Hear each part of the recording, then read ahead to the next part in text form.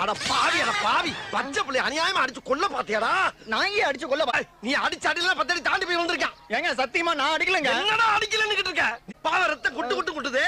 அந்த பிள்ளை புலப்பானா புளைக்கலையான்னு தெரியல. நீங்க ஏதோ ஃப்ராட் பண்ண பாக்குறீங்க. நான் ஒண்ணும் சாதாரண ஆள் இல்ல. யார் நீ? நகை கடைக்காரர் மகன். இவனை பசக்குன்னு அமுக்கணும்னா பல வருஷத்துக்கு வண்டி ஓட்டலாமடா பாண்டி. சேதாரமாயி போச்சு. மரியாதையா செய்கூலிய கொடு. செய்கூலிலாம் தர முடியாதுங்க. 25,000 ரூபாய் பத்தாது.